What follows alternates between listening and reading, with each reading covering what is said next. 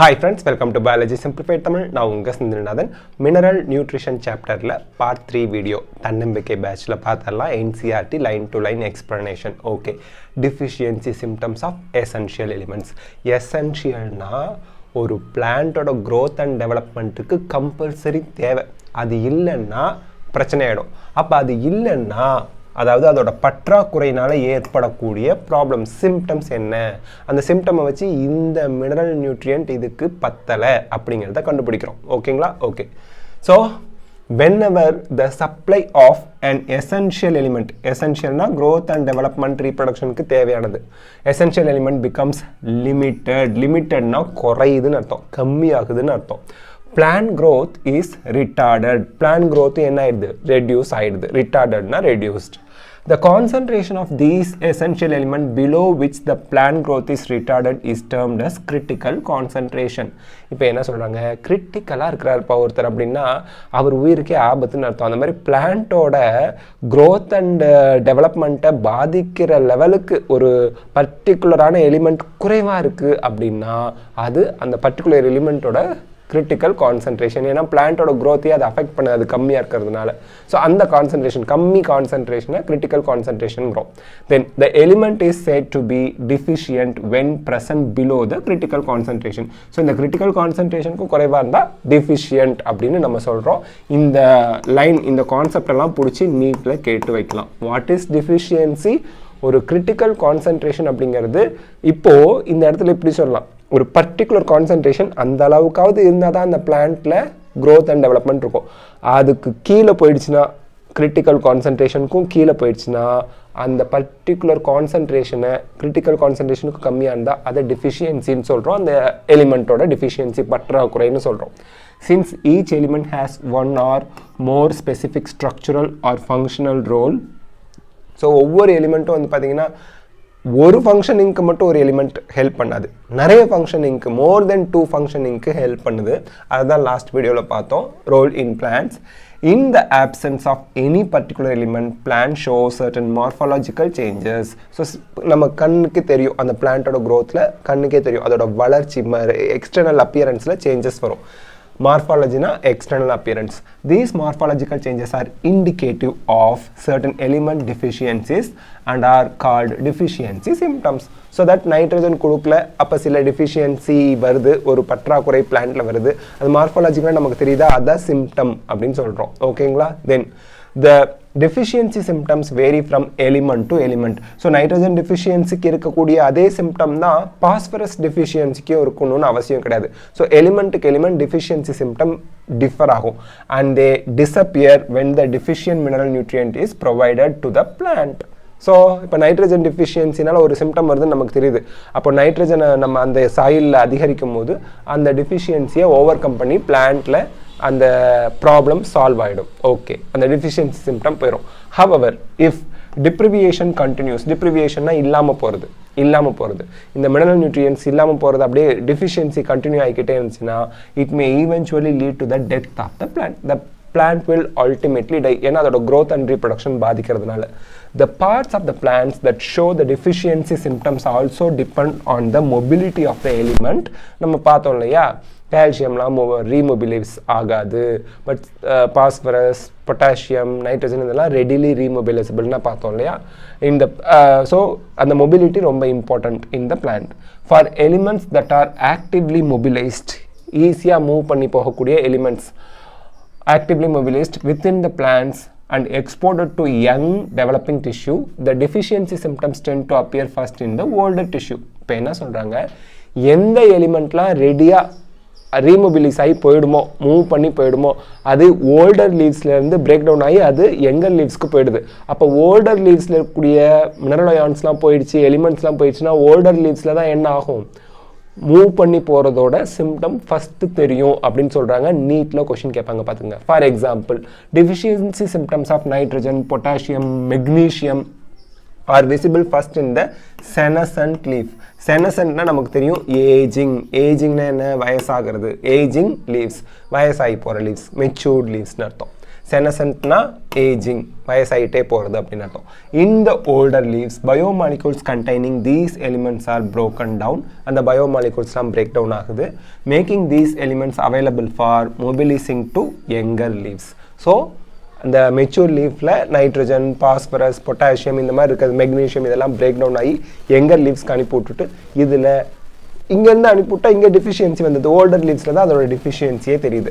The deficiency symptoms tend to appear first in the young tissue whenever the elements are relatively immobilis. Immobilisனா move ஆகாது, immobile and are not transported out of the mature organs. For example, elements like sulfur and calcium are parts of structural component of the cell.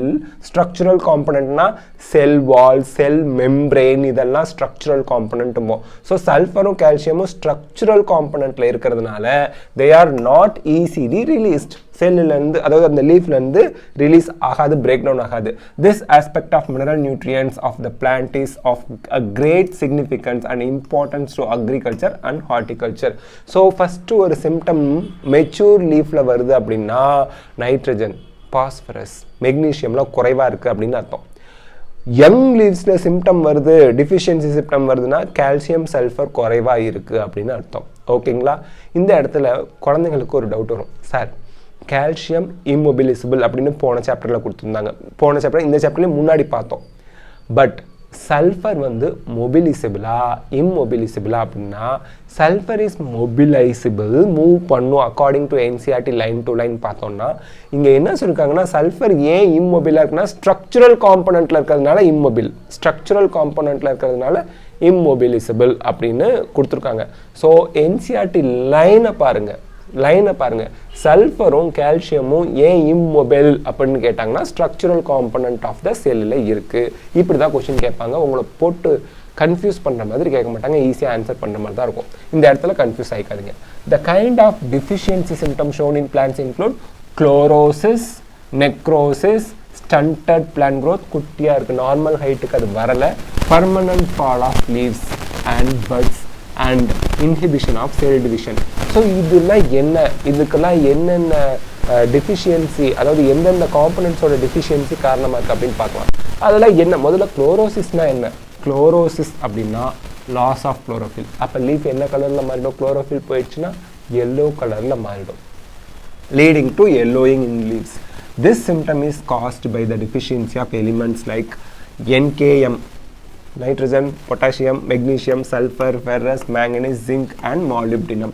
நல்ல ஞாபகம் வச்சுக்கணும், இது வந்து NEET question வரும். Likewise நெக்ரோசிஸ்னா என்ன? Death of tissue particularly in leaves, particularly in leaf tissue. Leaf tissue dead ஆனிச்சுன்னா அதுக்கு பேர் நெக்ரோசிஸ். அவனே எக்ஸ்பிளனேஷன் கொடுத்துட்டான். Okay, is due to the deficiency of calcium, magnesium, copper and potassium. ஓகேங்களா? ஸோ கமா குக்கா எப்படியோ ஞாபகம் வச்சுக்கோங்க. லேக் ஆர் லோ லெவல், லேக்னா ஆப்சென்ட்னு அர்த்தம், absent or low level of nitrogen, potassium, sulphur, molybdenum causes an inhibition of cell division. So inhibition of cell division காரணம் nitrogen, potassium, sulfur, molybdenum ஞாபகம் வச்சுங்க. Some elements like nitrogen, sulfur, molybdenum delay flowering in their concentration in plants whenever it is low.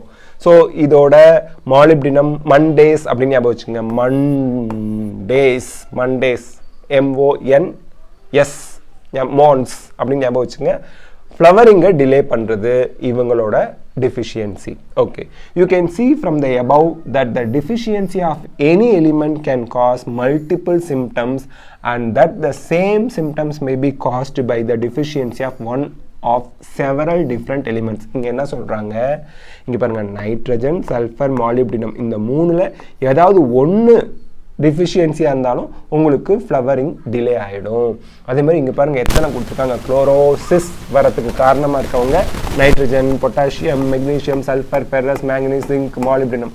இந்த 8 பேரில் ஒருத்தர் இல்லாமல் போனாலும் chlorosis வந்துடும் அப்படிங்கிறாங்க. அதுதான் இங்கே எக்ஸ்பிளைன் பண்ணியிருக்காங்க.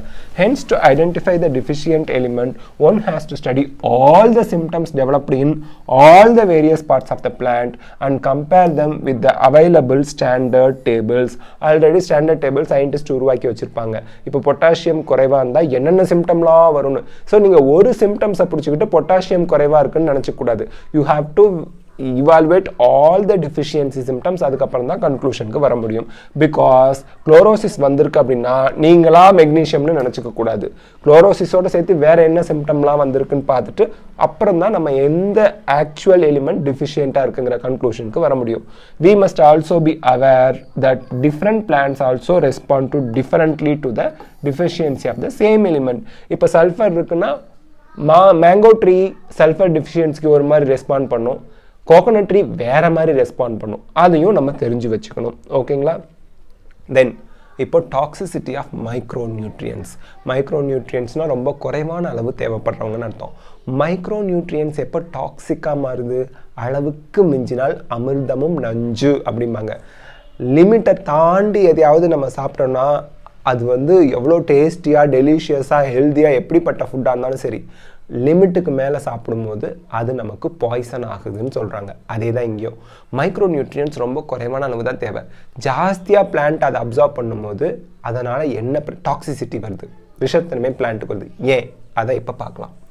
The requirement of micronutrients is always low because அதனால தான் அதுக்கு பேர் மைக்ரோநியூட்ரியன்ஸ்னு வச்சுருக்காங்க. Low amounts while their moderate decrease causes the deficiency symptoms and a moderate increases causes toxicity. மாடரேட்னா ஓரளவு கொஞ்சம் குறைஞ்சாலும் டெஃபிஷியன்சி சிம்டம் வரும். ஏன்னா ரொம்ப மைக்ரோநியூட்ரியன் ரொம்ப கம்மியாக தான், அது தேவையே கம்மி தான், அதுலேருந்து குறைஞ்சதுன்னா டெஃபிஷியன்சி சிம்டம் வரும். கொஞ்சம் ஜாஸ்தியானாலும் டாக்ஸிசிட்டி வந்துடும், விஷத்தன்மை வந்துடும். In other words, there is a narrow range of concentration at which the elements are optimum. ஆப்டிமம்னா தேவையான அளவுக்குன்னு அர்த்தம். இப்போது ரேஞ்ச் வந்து பார்த்தீங்கன்னா 50 to 70 கிராம் அப்படிங்கிறது வைடு ரேஞ்சு. இங்கே பாருங்கள் 51 to 52 கிராம்ங்கிறது நேரோ ரேஞ்ச். ஸோ இந்த ஆப்டிமம் லெவலுக்கான ரேஞ்ச் வந்து ரொம்ப குறைவாக தான் இருக்கும் மைக்ரோநியூட்ரியன்ஸுக்கு. Any mineral ion concentration in tissue that reduces the dry weight of tissue by about 10% is considered as toxic. So, இங்க டாக்ஸிசிட்டியோட டெஃபினிஷன் என்ன? ட்ரை வெயிட்டில் 10% குறைக்குது ஒரு நியூட்ரியன்ட்டோட டெஃபிஷியன்சி அப்படின்னா அது டாக்ஸிசிட்டி அப்படிங்கிறோம். Such critical concentration vary widely among different micronutrients. Okay. So அது ஒரு பர்டிகுலர் மைக்ரோநியூட்ரியன்ஸுக்கு டிஃபைனிட்டிவாக நம்ம சொல்ல முடியாது, எல்லாத்துக்கும் சேர்த்து சொல்ல முடியாது, ஒவ்வொன்றுக்கும் வேறு வேறு மாதிரி அந்த கான்சன்ட்ரேஷன் மாறுது. The toxicity symptoms are difficult to identify. Toxicity levels for any element. டாக்ஸிசிட்டினா என்னங்க? த பிளான்ட் வில் டை, அதான். Any element also vary for different plants. Many a time excess of an element may inhibit the uptake of another element. இந்த இடத்துல தான் நமக்கு NEET question வரப்போகுது. Excess of an element may inhibit the uptake of another element. எப்படி sir? இப்போ ஒரு plant இருக்குன்னா எவ்வளவு அயான்ஸ் அதை அப்சார்ப் பண்ண முடியும்? ஏன்னா எல்லா மினரல்ஸும் சார்ஜ் பார்ட்டிகல்ஸாக இருக்குது சாயிலில். அதை அப்சார்ப் பண்ணிக்கிட்டே இருக்கும். அப்சார்ப் பண்ணும்போது அதால் ஒரு அளவுக்கு சொல்யூட் தான் ஹோல்டு பண்ண முடியும். அதுக்கு மேலே அதால் ஆக்டிவ் அப்சார்ப்ஷனும் பண்ண முடியாது, எதுவுமே பண்ண முடியாது. அப்போது அப்சார்ப் பண்ணதில் அந்த பிளான்ட்டுக்கு தேவையான எல்லா மினரல் நியூட்ரியன்ஸும் மினரல் அயான்ஸும் தேவையான அளவுக்கு இருக்கணும். இப்போது ஒரு மினரல் வந்து ஜாஸ்தி ஆயிடுச்சுன்னா இன்னொரு மினரலோட அப்சார்ப்ஷனை அது போய் பாதிக்கும் அப்படிங்கிறாங்க. For example, the prominent symptom of manganese toxicity is the appearance of brown spot. Brown ஸ்பாட்னா லீஃப் இப்படி இருக்குன்னா லீஃபில் இந்த மாதிரி ப்ரௌன் ஸ்பாட் வருது. Surrounded by chlorotic veins. Chlorotic வெயின்ஸ்னால் என்ன அர்த்தம்னா இதுதான் வெயின்ஸ் சொல்கிறோம் இல்லையா, அது வந்து எல்லோ கலரில் இருக்கும். குளோரோட்டிக் வெயின்ஸ்னால் எல்லோ கலர் வெயின்ஸ் இருக்குது, ப்ரௌன் ஸ்பாட்ஸ் இருக்குது. It is important to know that manganese compete with iron and magnesium for uptake and with magnesium for binding with enzymes. இப்போ இந்த இடத்துல ரெண்டு விஷயம் கொடுத்துருக்காங்க, வெரி இம்பார்ட்டன்ட், நல்லா நோட் பண்ணிக்கோங்க. மேங்கனீஸ் ரெண்டு பிரச்சனையை ஏற்படுத்துது. ஒரு பிளான்ட் மேங்கனீஸ் அதிகமாக அப்சார்ப் பண்ணிடுச்சு. Manganese is a micronutrient. தேவைக்கு அதிகமாக மேங்கனீஸ் அப்சார்ப்ஷன் நடந்துருச்சுன்னா அது யாரை அப்சார்ப்ஷன் பண்ண விடாமல் தடுக்குது? கம்பீட் பண்ணுது. இன்னும் நான் விட மாட்டேன், நான் தான் முந்திக்கிட்டு போவேன்னு கம்பெடிஷன் பண்ணுது. யார் கூட இங்கே பாருங்க, அயன் அண்ட் மெக்னீஷியம். அப்போ அயன் அண்ட் மெக்னீஷியத்தை பிளான்ட்டால தேவையான அளவுக்கு அப்சார்ப் பண்ண முடியாது, ஏன்னா மேங்கனீஸ் அதிகமாக உள்ளே போயிடுச்சு. ஸோ அயன் டிஃபிஷியன்சினால வர ப்ராப்ளமும் வந்துடும், மெக்னீஷியத்தினோட டிஃபிஷியன்சினால வர சிம்டம்ஸும் பிளான்ட்டுக்கு வர ஆரம்பிச்சிடும். அண்ட் மெக்னீஷியம் வந்து என்ன பண்ணும்? என்சைமோட போய் பைண்ட் பண்ணும். என்னென்ன என்சைம் நம்ம ஆல்ரெடி பார்த்துருக்கோம், ரெஸ்பிரேஷன், ஃபோட்டோசிந்தசிஸ்க்கு தேவையான என்சைமோட போய் மெக்னீஷியம் பைண்ட் ஆனதான் அதை ஆக்டிவேட் பண்ணும் அப்படின்னு. இப்போ மெக்னீஷியத்துக்கு பதிலாக மேங்கனீஸ் போய் அங்கே பைண்ட் ஆனிச்சுன்னா என்சைம் ஆக்டிவேட்டும் ஆகாது. அப்போ என்சைம் ஆக்டிவேட் ஆகணும்னா respiration, photosynthesis of the plant will be affected. அதுதான் இங்கே சொல்கிறாங்க. ஸோ ரெண்டு விஷயம், ஒன்று அப்சார்ப்ஷனுக்கு அயன் அண்ட் மெக்னீஷியத்தோட அப்சார்ப்ஷனோட போய் கம்பீட் பண்ணுது, ரெண்டாவது மெக்னீஷியம் என்சைமோட போய் பைண்ட் ஆகிறதையும் போய் தடுத்து இது போய் பைண்ட் ஆயிடுது, மேங்கனீஸ் போய் பைண்ட் ஆயிடுது. Manganese also inhibit calcium translocation in shoot apex. So calcium translocation என்ன? கால்சியம் லாங் டிஸ்டன்ஸ் டிரான்ஸ்போர்ட் ரூட்ல இருந்து ஷூட் எபெக்ஸ் ஸ்டெம்மோட டிப்புக்கு போகணும். ஏன்னா அங்கே தான் நியூ லீவ்ஸ் எல்லாம் ஃபார்ம் ஆகிட்டு இருக்கு, க்ரோத் நடந்துட்டு இருக்கு, நியூ செல்வால் ஃபார்மேஷனுக்குலாம் கால்சியம் அங்கே போகணும், அதையும் பாதிக்குது manganese. Therefore excess manganese may in fact induce deficiency of iron, magnesium, iron, magnesium, calcium இதோட டிஃபிஷியன்சி சிம்டத்தெல்லாம் அது இன்டியூஸ் பண்ணி விட்டுரும். Okay, thus what appears as symptoms of manganese toxicity may actually be the deficiency symptoms of iron, magnesium and calcium. So manganese அதிகமா absorb ஆனதுனால அதுக்கு பேரு manganese toxicity.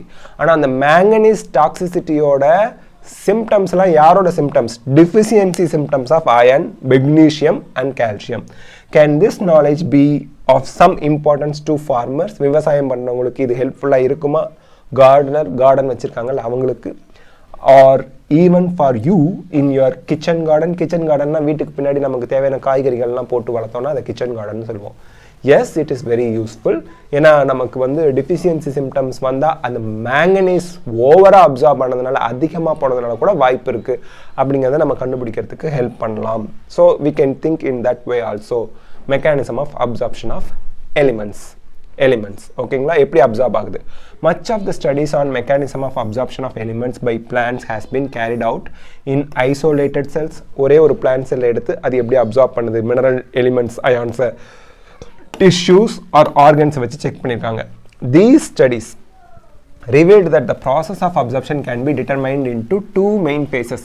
அப்போ ப்ளஸ் சிம்பிளஸ் தான் சொல்ல போகிறாங்க. In first phase the initial rapid அப்படின்னாலே என்ன அர்த்தம்? வேகமாக போகணும்னா அப்போப்ளாஸ்ட் தான்.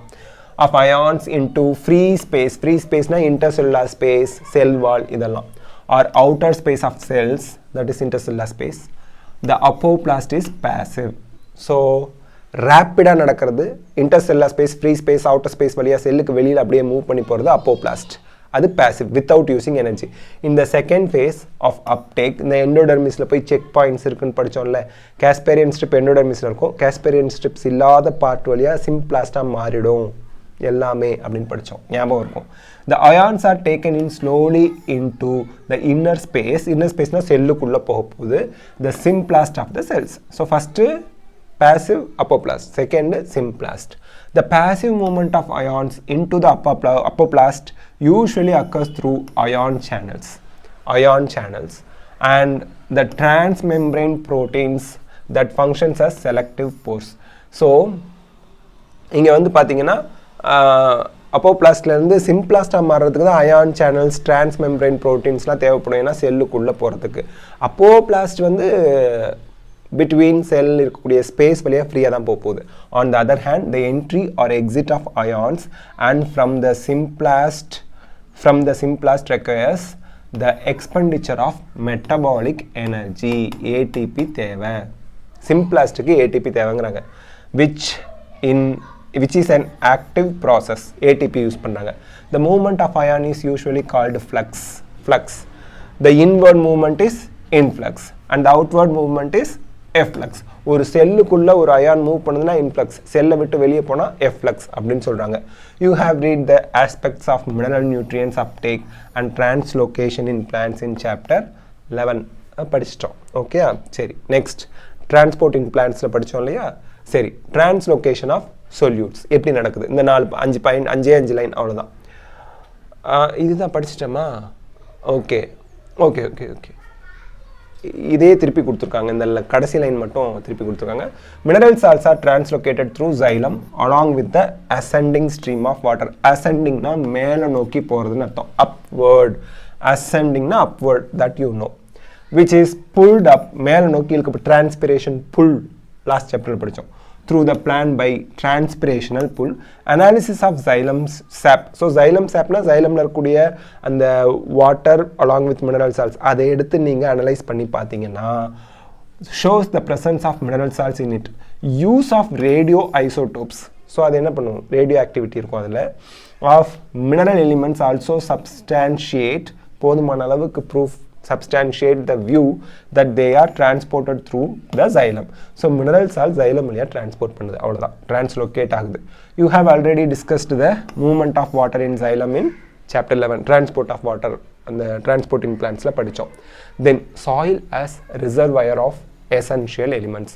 So essential element na plant க்கு growth and development, reproduction க்குலாம் help பண்றது. reservoir யாரு? மினரல் நியூட்ரியன்ஸ் எசென்ஷியல் எலிமெண்ட்ஸ்லாம் எங்கேருந்து வருது, எங்கே ஸ்டோர் ஆகிருக்கு? சாயிலில் தான். Majority of the nutrients that are essential for growth and development of plants become available to the roots due to the weathering and break down of rocks. வெதரிங்னா dissolution, dissolving, breaking down அந்த மாதிரி தான் வரும். வெதரிங்கிற meaning அதுதான். Rocks வந்து உடையிறது, அதான் weathering. Break டவுன்னாலும் உடையிறது தான். These processes enrich the soil with dissolved ions and inorganic salts. Waterல போய் அது dissolve ஆகிருக்கு. Since they are derived from the rock minerals, their role in the plant nutrition is referred as mineral nutrition. So கனிம வளங்கள்னு தமிழ்ல சொல்லுவாங்க. Rock, பாறை, மண்ணில் இருந்து அந்த மினரல்ஸ் தான் வாட்டரில் டிசால்வ் ஆகி பிளான்ட் அப்சார்ப் பண்ணுது. அப்படிங்கிறதுனால அதுக்கு பேர் மினரல் நியூட்ரிஷன் அப்படின்னு பேர் வச்சாங்க. Soil consists of wide variety of substances. Soil not only supplies minerals but also harbors. Harborsனா இருப்பிடமா இருக்கு. யாருக்கு? Nitrogen fixing bacteria, other microbes, இந்த mycorrhiza. இந்த mycorrhizaலாம் வாட்டரை ஹோல்டு பண்ணி வச்சுக்கோம். holds water. soil வந்து வாட்டரை ஹோல்டு பண்ணி வைக்குது. supplies air. soil தான் ஏர் காத்து கொடுக்குது to the roots and act as a matrix that stabilizes the plant. So plant growth நடுநிலையாக நேராக வச்சிருக்கிறதுக்கு ஹெல்ப் பண்ணுறது, சமநிலையில் வச்சிருக்கிறதுக்கு ஹெல்ப் பண்ணுறது சாயில் தான். தண்ணியை ஹோல்டு பண்ணி வைக்குது, யூஸ்ஃபுல் மைக்ரோ ஆர்கானிசத்தை வச்சிருக்கு, நைட்ரஜன் ஃபிக்ஸிங் பாக்டீரியா சாயிலில் தான் இருக்குது. அந்த மாதிரி since deficiency of essential minerals affected the crop yield. Crop ஈல்டுனா விளைச்சல், நமக்கு ப்ராடக்ட் வருதுல, அதான் crop yield. There is often a need for supplying them through fertilizers, chemical fertilizersலாம் சொல்கிறாங்களா அதான். Both macronutrients, NPK, sulfur, ஞாபகம் வச்சுங்க, நைட்ரஜன், பொட்டாசியம், பாஸ்பரஸ், சல்ஃபர் இதெல்லாம், and micronutrients, copper, zinc, ferrous, manganese, இவங்கெல்லாம் வந்து பார்த்தீங்கன்னா form components of the fertilisers and are applied as per need. நமக்கு தேவைக்கு தகுந்த மாதிரி அந்த சாயிலை எடுத்து அனலைஸ் பண்ணிவிட்டு எது கம்மியாக இருக்குன்னு பார்த்துட்டு அதுக்கு தகுந்த மாதிரி நம்ம ஃபர்டிலைசரை அப்ளை பண்ணுறோம். அப்ளை எடுத்தது தூவி விடக்கூடாது. சரி, so these are other things. So இந்த பார்ட் வீடியோ இதோட நம்ம கம்ப்ளீட் பண்ணுறோம். நெக்ஸ்ட் பார்ட் அந்த metabolism, nitrogen metabolism next part வீடியோவில் ஸ்டார்ட் பண்ணிடலாம். வித் அந்த வீடியோவோட இந்த சாப்டரும் நம்ம கம்ப்ளீட் பண்ணிடுவோம். And then we will start photosynthesis. எல்லா சாப்டரும் நீட் 2022க்கு முன்னாடி +1 +2 எல்லா போர்ஷனும் நம்ம கம்ப்ளீட் பண்ணிடுவோம் அப்படிங்கிற அஷூரன்ஸ் நான் உங்களுக்கு இந்த நேரத்தில் சொல்லிக்கிறேன். இந்த வீடியோ உங்களுக்கு ஹெல்ப்ஃபுல்லாக இருக்கா? லைக், ஷேர், கமெண்ட் பண்ணுங்கள். பயாலஜி சிம்பிளிஃபைட் தமிழுக்கு சப்ஸ்கிரைப் பண்ணுங்கள். தேங்க்யூ.